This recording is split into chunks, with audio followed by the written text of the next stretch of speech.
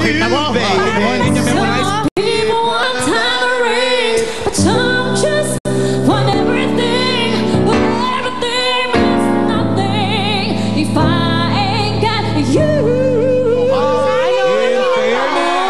Busog na busog ang boses. Ate, na ba kayo? Ate talaga. Ate Paula, dagdagan ng 1 point. Sana yun yung kinanta niyo. Convinced na ako. Okay, game. Etong score mo, Paula. Dahil dyan. Alam mo na, Von. Alam mo na, Von. Okay lang. Tatlong nag-beat na ng ATM. At ang ATM, ang total mo, Paula, ay... 93! Congratulations, Paula Gregory! Ang lakas mo, Paula! Ikaw na ang pambato ng video. Okay.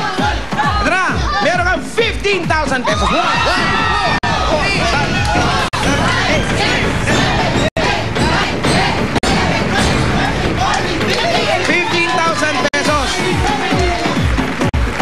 Maraming salamat po sa Itbulaga, sa lahat po ng bumubuo ng mga staff nito, sa lahat po nagpakahirap kahit bumabagyo. Kay Bossing po! Thank you po, Bossing! Congratulations, Paula. At ikaw naman, Von, meron kang 2,000.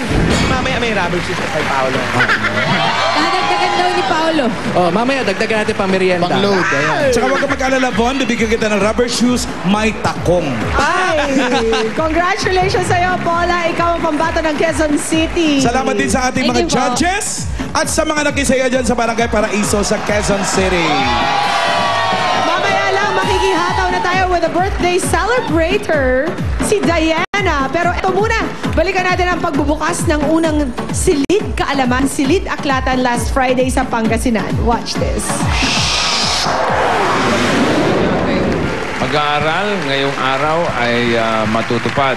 Sa araw na ito, bubuksan naman natin ang kauna-unahang silid aklatan, silid kaalaman ng Itbulaga sa Unsad Elementary School sa Pangasinan bilang pagpapatuloy ng EBIC Classroom Project. 1, 2, 3! Ayun na!